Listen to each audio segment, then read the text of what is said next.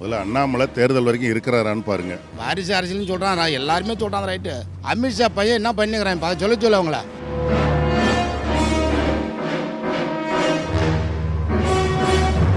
And what we have today is the final manifesto. மாநில அரசாங்கம் விருப்பப்பட்டால் நீட் தேர்வை நடத்தி கொள்ளலாம் அப்படிங்கிற செய்தி தமிழ்நாட்டு மக்களுக்கு இனிப்பான செய்தியால் அமைஞ்சிருக்கும். ஒரே நாடு ஒரே தேர்தல் முறை கொண்டு வரப்படாது. தேர்தல் பத்திர முறைகேடு தொடர்பான விசாரணைகள் செய்யப்படும். மோடி வயிற்றுல புளிய கரைக்கிற மாதிரி இந்த தேர்தல் அறிக்கை அமைஞ்சிருக்கிறதாவும் அரசியல் விமர்சகர்கள் மற்றும் சமூக ஆர்வலர்கள் கருத்து சொல்றாங்க. மீனவ மக்களுக்குன்னு நிறைய அறிவிப்புகள் வெளியாகி இருக்கு. இது கன்னியாகுமரி மக்களவை தொகுதியில் போட்டியிடுற விஜய் வசந்த் அவர்களுக்கு நல்ல பலனை கொடுக்கும்னு நினைக்கிறேன். மக்கள் விரோத அரசால் தொடர்ந்து உயர்த்தப்பட்ட பெட்ரோல் டீசல் கேஸ் விலை குறைக்கப்படும். ஜிஎஸ்டி சட்டத்தில் சீர்திருத்தம் செய்யப்படும். அவற்றை நிறைவேற்றுகிற அரசா இந்தியா கூட்டணி அரசு நிச்சயமாக அமையும். அதாகப்பட்டது மகாஜனங்களே. செல்லகுட்டி பாத்தியா, இந்த கல்யாண வீட்டுக்காரரு எனக்கு எவ்வளவு க்ளோஸ்னு நம்மள விஐபி வரிசையில உட்கார வச்சிருக்காரு பாரு. ஆமாங்க, நம்ம மேல அவருக்கு ரொம்ப மரியாதை. வணக்கம் சார், வாங்க சாப்பிட போலாம். இருக்கட்டும் தம்பி, இன்னும் கல்யாணமே முடியல, முடியட்டும் போகலாம். யாருங்க இவரு? இவரு நம்மள மாதிரி முக்கியமானவரா இருப்பாரோ? ஆமாண்டி செல்லம், அப்படிதான் இருக்கும். என்ன தம்பி, கல்யாணத்துக்கு வந்தீங்களா? இல்ல, பாடம் படிக்க வந்தேன். பாடம் படிக்க வந்தீங்களா? இது என்ன ஸ்கூலா? தெரியுதுல, அப்புறம் எதுக்கு கேக்குறீங்க? கோச்சுக்காத தம்பி, பாடம் படிக்க வந்த குழந்தைகளை எல்லாம் ரோடு ஷோ பார்க்க கூட்டிட்டு போயிட்டாங்கன்னு ஏற்கனவே பல பிரச்சனை ஓடிக்கிட்டு இருக்கு. இதுல நீங்க வேற உள்குத்தா பேசுறீங்களே. உள்குத்தா பேசலுங்க, வெளிக்குத்தா தான் பேசினேன். அது ஓகே. அது என்ன ரோட் ஷோ மேட்ரு? ஏதோ ஸ்கூல் பசங்களை கூட்டிட்டு போனாங்கன்னு சொன்னீங்களே. ஏங்க, இந்த மேட்டர் உங்களுக்கு தெரியாதா? கோவையில கடந்த மார்ச் 18ஆம் தேதி பிரதமர் நரேந்திர மோடி ரோட் ஷோ நிகழ்ச்சியில கலந்துகிட்டார்ல. இந்த நிகழ்ச்சியில கோவையில உள்ள அரசு உதவி பெறும் தனியார் பள்ளி மாணவர்கள் சீருடையோட கலந்துகிட்ட காட்சி சர்ச்சையை ஏற்படுத்துச்சு. இது தொடர்பா மாவட்ட குழந்தைகள் நல பாதுகாப்பு அதிகாரி சாய்பாபா காலனி காவல் நிலையத்துல புகார் கொடுத்தாரு. இந்த புகாரின் அடிப்படையில தனியார் பள்ளிக்கு எதிராக சிறார் நீதி சட்டத்தின் கீழ் போலீசார் வழக்கு பதிவு செஞ்சாங்க. இது சம்பந்தமான வழக்கு சென்னை உயர்நீதிமன்றத்தில் நடந்துகிட்டு வருது. பள்ளி தரப்புல பல்வேறு விளக்கங்கள் கொடுக்கப்பட்டிருக்கு. காவல்துறை தரப்பிலும் பதில் சொல்லப்பட்டிருக்கு. அரசு நிகழ்ச்சியில பிரதமர் என்ற முறையில் மோடி கலந்து கொண்டிருந்தா அதில் பள்ளி குழந்தைகள் பங்கேற்பதில் தவறில்லை. அரசியல் நிகழ்ச்சியில் பள்ளி குழந்தைகள் பங்கேற்றது தவறு. நிகழ்ச்சியில் கூட்ட நெரிசலில் நீண்ட நேரம் குழந்தைகளை நிற்க வைத்தது அவர்களுக்கு உடல் ரீதியாகவும் மன ரீதியாகவும் பாதிப்பை ஏற்படுத்தியுள்ளனர் அப்படின்னு காவல்துறை தரப்புல சொல்லப்பட்டதா நியூஸ்ல பார்த்தேன். காவல்துறைக்கு மேலும் சில கேள்விகளை கேட்டு உயர்நீதிமன்றம் அதற்கு விளக்கம் தர உத்தரவிட்டிருக்கு. பாஜக காரங்க பண்ற அலப்பறைக்கு அளவே எல்லாம் போச்சு. திருவள்ளூர் தொகுதியில தேர்தல் பிரச்சாரத்துல தேசிய கொடிய பாஜக காரங்க பயன்படுத்தி இருக்கிறதா இப்ப புதுசா ஒரு சர்ச்சை கிளம்பி இருக்கு. பாஜக வேட்பாளர் பொன் வி பாலகணபதி மற்றும் பாஜக நிர்வாகிகள் மேல வழக்கு பதிவு செய்யப்பட்டிருக்கு. இதுல வரும் 9ஆம் தேதியில இருந்து 4 நாட்களுக்கு திரும்பவும் பிரச்சாரத்துக்கு வராராமே நம்ம பிரதமர் மோடி. தமிழ்நாட்டுல எப்படியாவது பாஜகவை வளர்க்கணும்னு நினைக்கிறாரு மோடி. ஆனா தமிழ்நாட்டுக்கு நியாயமா கிடைக்க வேண்டிய மழை வெள்ள பாதிப்புக்கான நிவாரண நிதியை மட்டும் கொடுக்க மாட்டாரு. என்னதான் குட்டிக்காரன் அடிச்சாலும் தமிழ்நாட்டு மக்கள் மோடி பக்கம் திரும்ப மாட்டாங்க. நடையா நடந்த அண்ணாமலையோட பாச்சா கூட இங்க பலிக்காது. யாரு? ஒத்த பைசா அண்ணாமலையா? என்னது ஒத்த பைசா அண்ணாமலையா? தேர்தல்ல ஒரு பைசா கூட செலவு பண்ண மாட்டேன்னு சொன்னாரே, அத சொல்றீங்களா? அட ஆமாண்டி சொல்லும், அவர் என்ன பேசினாலும் மக்கள் நம்பிடுவாங்கன்னு நினைக்கிறாரு. இந்த விவகாரத்தை பத்தி மக்கள் என்ன சொல்றாங்க நீயே பாரு. அவர் கொடுத்தா என்ன கொடுக்கட்டும், அது மக்களோட உரிமை. ஓட்டு போட்டு தான் ஆகணும். அவங்களுக்கு தான் போடுவாங்கன்னு ஆனால் நிச்சயமாக கிடையாது. அது ஏன் அவங்கவுங்க மனுச்சாச்சு. அது அதனால் ஜெயிக்கவே முடியாது. மெயினாக பரப்புவான் பைசாவே. பைசா இல்லாமல் ஜெயிக்கவே முடியாது அண்ணாமலை. அவர் காசு தர மாட்டாருன்றது கிடையாதுங்க. அவர் மறைமுகமாக கொடுக்கலாம். வெளிப்படையாக அவர் பேசுவது வெளிப்படையாக பேசலாம். மக்கள் மத்தியில் அவர் ஓட்டு பெறுவதற்காக அப்படி பேசலாம். ஆனால் மறைமுகமாக பண விநியோகம் நடந்து கொண்டு தான் இருக்கிறது. இது தவிர்க்க முடியாது. தேர்தல் பிரச்சாரத்துக்காக தான் சொல்கிறாரு. அண்ணாமலை ₹1 கொடுக்காத வெள்ளால சுற்றின்னு இருக்கிறாரு. ஆராய்ச்சி தட்டில் பணம் போடுறாரு. அதெல்லாம் அந்த ₹1 கிடையாதா? நோட்டா? ₹1 சில்லறை இருந்திருக்காது அவர்கிட்ட. அதனால் ₹1 நான் போட மாட்டேன்றாரு. சில்லறை இல்லாதனால தான் நோட்டை கொடுக்குறாரு. அது பணம் கிடையாது. அது முதல்ல அண்ணாமலை தேர்தல் வரைக்கும் இருக்கிறாரான்னு பாருங்க. தேர்தலுக்கு முன்னாடியே இப்போ ரொம்ப பேர் பொட்டி கிட்டிலாம் கட்டி ஓடிக்கிட்டு இருக்கிறாங்க. அதனால அவர் சொல்கிறதெல்லாம் எதுவும் தமிழ்நாட்டு மக்கள் யாரும் ஏற்றுக்க மாட்டாங்க. தருவார், மறைமுகம் தருவார், சும்மா சொல்லுவார், தேர்தல் கமிஷன் பிடிச்சிடுவார்ல. ஏங்க அண்ணாமலையோட பேச்சை யாரு தாங்க நம்புவாங்க? வாரிசு அரசியலை பத்தி வாய்கிலேயே பேசுறாரு. ஜி.கே. மூப்பனாரோட பையன் ஜி.கே. வாசன், பாட்டாளி மக்கள் கட்சி தலைவர் ராமதாஸோடைய மகன் அன்புமணி ராமதாஸ், அன்புமணி ராமதாஸோடைய மனைவி சௌமியா அன்புமணி, சரத்குமாருடைய மனைவி ராதிகா, இவங்கெல்லாம் வாரிசு கிடையாதா? இவங்கெல்லாம் பாஜக கூட்டணியில இடம் பிடிச்சு தேர்தல்ல போட்டிடுறாங்கல்ல. இவங்கெல்லாம் வாரிசு அரசியல்ல வரமாட்டாங்க. அதுதான் அண்ணாமலை இல்ல பாஜகன்னு கூட சொல்லலாம். இந்த விவகாரத்தை பத்தி மக்களும் சொல்றாங்க, நீயே பாரு. அது அவங்கெல்லாம் பேசி வச்சுன்னு இருக்கிறாங்க, பேசக்கூடாதுன்னு. ஜி.கே. வாசனாக்கா அவங்க அப்பா இருந்தார், அவர் இறந்துட்டார். இப்போ அவர் நினச்சாக்கா இத்தனை நாளாக வருவோம், எந்த கட்சியில் நீலாம் ஜெயிக்கவே இல்லையே, என்ன இல்லாட்டி என்ன பண்ணியிருக்கிறான் மக்களுக்கு. சரத்குமார் அவர் போலையா, அவன் 3-4 கட்சியில் மாறி மாறி போயிருக்கிறான். அப்போ பணம் தானே பேசுது. அதாவது வாரிசு வாரிசு வாரிசு என்று சொல்லுகிறார்கள்.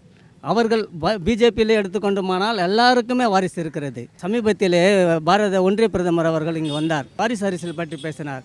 ஆனால் அங்கே ஜி.கே. வாசன் யார்? ஜி.கே. மூப்பனாரின் மகன், புரியுதுங்களா? அங்கே ஓ பன்னீர்செல்வம் ரவீந்திரநாத்தனுடைய மகன். இப்படி அரசியல் வாரிசுகள், இவர் ராமதாஸ், அன்புமணி, அவங்கெல்லாம் இருக்கிற மேடையில் அவர் அரசியல் பற்றி பேசியிருக்கிறார். அது எப்படி அவங்களுக்கெல்லாம் இல்லையா? நம்ம அமித்ஷா பையனை எங்கப்பா வச்சுருக்கிறாரு? வாரிசு அரசியல்னு சொல்கிறான், எல்லாருமே சொல்கிறாங்க, ரைட்டு. அமித்ஷா பையன் என்ன பண்ணிக்கிறான் இப்போ சொல்ல அவங்கள. இவன் அமித்ஷா இங்கே உள்ள ஆள் கிடையாதுல்ல, அங்கே தானே இருக்கிறான். அவன் வாரிசு கொண்டு வரான் கீழே அரசியலுக்கு. எந்த வாரிசு அரசியலை தேடி இப்போ அவங்க போய் கூட்டணி வச்சிருக்கிறாங்க. அவங்க கூட்டணி தலைவர்கள்லாம் பாருங்க, எப்பேற்பட்ட புரட்சி புயல்கள், சமூக நீதி ஜெயிச்சவங்க. தேர்தலுக்கு முன்பாக எத்தனை பேர் ஓடுறான், துணிமணி எடுத்துக்கிட்டு பாருங்க. நிச்சயமாக இந்தியா கூட்டணி ஜெயிக்கும், அதில் எந்த விதமான மாற்றம் இல்லை. நோட்டா கூட வராது, செல்லாத வாக்குகள் அதிகமாக வரும் பாருங்க. தனக்கு வந்தா ரத்தம், மத்தவங்களுக்கு வந்தா தக்காளி சட்னி. இதுதானே பாஜகவோட அரசியல் ஸ்டைலு. நம்ம ராகுல் அவர்களுடைய ஸ்டைலு வயநாட்டு தொகுதியை அதிர வச்சிருக்கு பாத்தீங்களா? ஆயிரக்கணக்கான மக்களோட ஊர்வலமா வந்து கலக்கி இருக்காரு. ராகுல் அவர்கள் வேட்புமனு தாக்கல் பண்ணதை பத்தி சொல்றியா? 2 நாளைக்கு முன்னாடி அதான் பயங்கர வைரலான செய்தி. அடுத்து ஒரு நியூஸ் சொல்ற கேளு. வர்ற 12ஆம் தேதி தமிழ்நாட்டுக்கு வராரு நம்ம ராகுல் அவர்கள். திருநெல்வேலி மற்றும் கோவையில் நடக்கும் பொதுக்கூட்டங்களில் வேட்பாளர்களை ஆதரித்து அவர் பிரச்சாரம் பண்றாரு.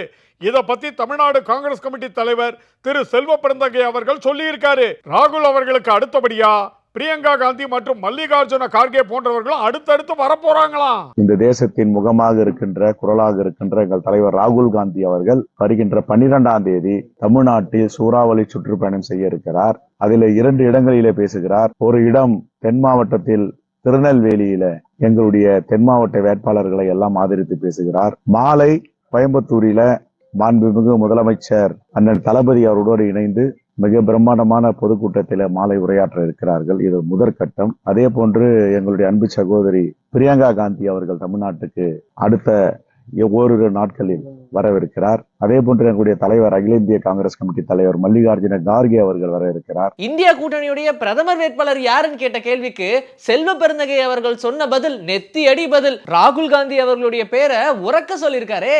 என்ன பொறுத்த வரைக்கும் கேட்டீங்களா, எங்களுடைய பிரதமர் வேட்பாளர் உறக்க சொல்லுவேன், ஓங்கி சொல்லுவேன், தலைவர் ராகுல் காந்தி அவர்கள். எங்க இந்த தேர்தல்ல இன்னைக்கு ஒரு ஹீரோ வெளியில வந்திருக்காரே. செல்லக்குட்டி, காங்கிரஸ் கட்சி வெளியிட்ட தேர்தல் அறிக்கையை சொல்றியா? சூப்பருங்க. காங்கிரஸ் தேர்தல் அறிக்கையை வெளியிட்டிருக்கா.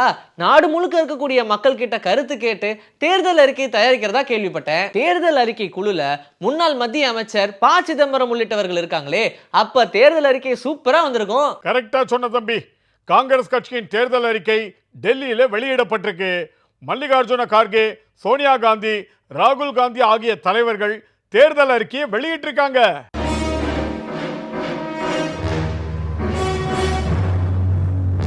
Congress manifesto was thoroughly discussed in the Congress Working Committee, and what we have today is the final manifesto approved by the Congress Working Committee and the Congress President. இதுல முக்கியமான அம்சங்கள் என்னென்னன்னு சொல்லுங்க. சொல்றேன்டி செல்லக்குட்டி. சமூக பொருளாதார மற்றும் சாதிவாரி கணக்கெடுப்பு நாடு முழுவதும் நடத்தப்படும். நீட், கியூட் போன்ற தேர்வுகளை மாநில அரசுகள் விருப்பப்பட்டால் நடத்தி கொள்ளலாம். குடும்பத்தில் ஒரு பெண்ணுக்கு ஆண்டுக்கு 1 லட்சம் வழங்கப்படும். பொருளாதாரத்தில் பின்தங்கியவர்களுக்கு வழங்கப்படும் 10% இடஒதுக்கீடு அனைத்து சாதியினருக்கும் விரிவாக்கம் செய்யப்படும். பட்டியல் இனத்தவர்கள் மீதான துன்புறுத்தலை தடுக்க ரோஹித் வெமுலா சட்டம் கொண்டு வரப்படும். தேசிய கல்விக் கொள்கை மாநில அரசுகளின் ஆலோசனைகளுக்கு பிறகே நடைமுறைப்படுத்தப்படும். 2025ஆம் ஆண்டு முதல் மத்திய அரசு பணிகளில் பெண்களுக்கு 50% இடஒதுக்கீடு. மகாலட்சுமி திட்டத்தின் கீழ் ஏழை குடும்பங்களுக்கு ஆண்டுக்கு 1 லட்சம் வழங்கப்படும். 2009ஆம் ஆண்டு காங்கிரஸ் அரசு கொண்டு வந்த கட்டாய கல்வி சட்டத்தில் திருத்தம் மேற்கொண்டு 12ஆம் வகுப்பு வரை கட்டாய கல்வி இலவசமாக வழங்க நடவடிக்கை. இடஒதுக்கீடு உச்சவரம்பு 50% என்பதை உயர்த்த சட்ட திருத்தம் செய்யப்படும். எஸ்சி, எஸ்டி, ஓபிசி பிரிவினருக்கான காலி பணியிடங்கள் ஓராண்டுக்குள் நிரப்பப்படும். எஸ்சி, எஸ்டி, ஓபிசி மாணவர்களுக்கான கல்வி உதவித்தொகை இரட்டிப்பாக்கப்படும். சூப்பருங்க. மாநில அரசுகளின் உரிமைகளை நிறைவேற்ற பல அம்சங்கள் இதில் இடம்பெற்றிருக்கு. மாநில அரசாங்கம் விருப்பப்பட்டால் நீட் தேர்வை நடத்தி கொள்ளலாம் அப்படிங்கிற செய்தி தமிழ்நாட்டு மக்களுக்கு இனிப்பான செய்தியால் அமைஞ்சிருக்கும். நீங்க சூப்பர்னு சொல்றதுக்கு இன்னும் ஏராளமான விஷயங்கள் இருக்குங்க. நானும் கொஞ்சம் சொல்றேன், கேளுங்க. ஒரே நாடு ஒரே தேர்தல் முறை கொண்டு வரப்படாது. தேர்தல் பத்திர முறைகேடு தொடர்பான விசாரணைகள் செய்யப்படும். அரசியல் சாசனம் 8வது அட்டவணையில ஏராளமான மொழிகள் சேர்க்கப்படும். பெண்களுக்கான ஊதியத்துல பாகுபாடு காட்டப்படுவதை தவிர்க்க ஒரே வேலை ஒரே ஊதியம் திட்டம் அமல்படுத்தப்படும். ஆசிரியர்கள் கற்பிக்கும் வேலைகள் தவிர மற்ற வேலைகளில் ஈடுபடுவது தடுக்கப்படும். மாநில அரசுகள் தங்கள் விருப்பப்படி மாணவர்கள் சேர்க்கையை நடத்தலாம். மாற்றுத்திறனாளிகள் முதியோர்களுக்கான பென்ஷன் ரூபாய் 1000ஆக அதிகரிப்பு. குறைந்தபட்ச ஆதார விலை தொடர்பான MS சுவாமிநாதனின் பரிந்துரை அமல்படுத்தப்படும். விவசாயிகள் தங்கள் விளைபொருட்களை விற்பதற்காக நேரடி சந்தைகள் அமைக்கப்படும். மீனவர்களுக்கு டீசலுக்கான பழைய மானியம் தொடரும். அரசு தேர்வுகள் அரசு பதிவுகளுக்கான விண்ணப்ப கட்டணங்கள் ரத்து செய்யப்படும். திருமணம், வாரிசுரிமை, தத்தெடுத்தலில் ஆண்கள் பெண்களுக்கு இடையேயான பாகுபாடுகள் களையப்படும். ஆஹா, நாட்டு மக்கள் என்னென்னலாம் நினைச்சாங்களோ அது எல்லாமே இருக்கு இந்த தேர்தல் அறிக்கையில. அப்படியே 10 வருஷம் பாஜக ஆட்சியில கொண்டு வந்த அடாவடிகளையும் நீக்கினா நல்லா இருக்கும். அதுவும் காங்கிரஸ் தேர்தல் அறிக்கையிலே இருக்கு. 10 ஆண்டுகள்ல எந்தவித விவாதமும் இன்றி நாடாளுமன்றத்தில் பாஜக அரசு நிறைவேற்றிய சட்டங்களை ஆய்வு செய்து மாற்றங்கள் செய்யப்படும். பண மதிப்பிழப்பு, ரபேல் ஒப்பந்தம், பெகாசஸ் உளவு, தேர்தல் பத்திர திட்டம் ஆகியவை குறித்து விசாரணை நடத்தப்படும். பாஜகவில் சேர்ந்து குற்ற வழக்கில் இருந்து தப்பித்தவர்கள் மீண்டும் விசாரிக்கப்படுவார்கள். இப்படி அதிரடியான பல அறிவிப்புகளை வெளியிட்டிருக்கு காங்கிரஸ் கட்சி. சூப்பருங்க. இப்பவே தெரியுது காங்கிரஸ் கட்சியுடைய தொலைநோக்கு பார்வையும் மக்கள் என்ன நினைக்கிறாங்க அப்படின்ற உண்மையான நிலவரமும். இதுல நடப்பு அரசியல் நிலவரத்துக்கும் சில வாக்குறுதிகளை கொடுத்திருக்காங்க. கட்சி தாவினால் MLA MP பதவிகள் தானாகவே பறிபோகும் வகையில சட்ட திருத்தம் கொண்டு வரப்படும். மின்னணு வாக்குப்பதிவு இயந்திரத்தின் EVM செயல்திறன் மற்றும் வாக்குச்சீட்டின் வெளிப்படைத்தன்மை ஆகியவற்றை இணைக்கும் வகையில் தேர்தல் சட்டங்கள் திருத்தம். EVM-இல் வாக்களித்ததை VVBOT இயந்திரத்தில் சரிபார்க்கும் முறை கொண்டு வரப்படும். பாஜக கொண்டு வந்த GST முறை மாற்றப்பட்டு GST 2.0 கொண்டு வரப்படும். புதிய GST முறையானது ஏழைகளுக்கு சுமையாக இல்லாத வகையில் உலகளவில் ஏற்றுக்கொள்ளப்பட்ட GST என்ற கொள்கையின் அடிப்படையில் அமைந்திருக்கும். படகுகள் பறிமுதல், மீனவர்கள் உயிரிழப்பை தடுக்க நடவடிக்கை.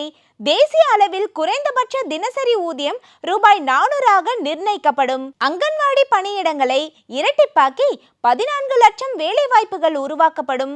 இராணுவ சேர்க்கைக்கான அக்னிபாத் திட்டம் ரத்து செய்யப்படும். 10 ஆண்டுகளில் பாஜக கொண்டு வந்த மக்கள் விரோத சட்டங்கள் திரும்ப பெறப்படும். 100 நாள் வேலை திட்ட ஊதியம் ரூபாய் 400ஆக அதிகரிக்கப்படும். ஒவ்வொரு மாவட்டத்திலும் வேளாண் கல்லூரி, கால்நடை கல்லூரி, மருத்துவக் கல்லூரி அமைக்கப்படும்.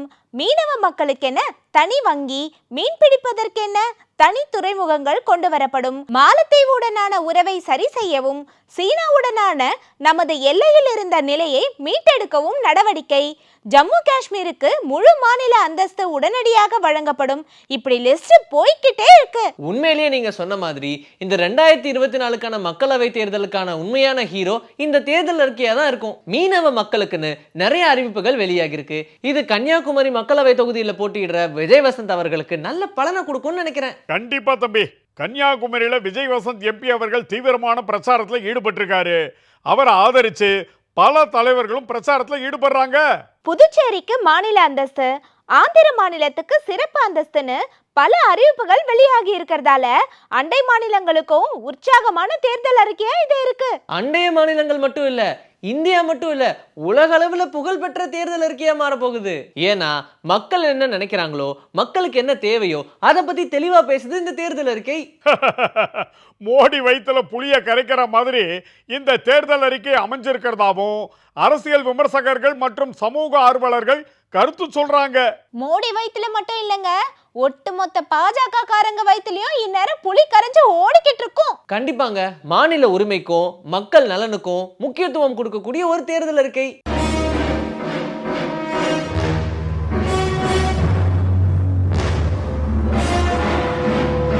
இதுக்கப்புறம் வரப்போற இந்தியா கூட்டணி வேட்பாளர்கள் பிரச்சாரத்துல இந்த தேர்தல் அறிக்கை தான் முக்கியமான பங்கு வகிக்க போகுது. இன்னைக்கு விழுப்புரத்துல முதல்வர் ஸ்டாலின் அவர்கள் பிரச்சார கூட்டத்துல பேசினதா கேள்விப்பட்டேன். அதுல இத பத்தி பேசியிருப்பார்ல?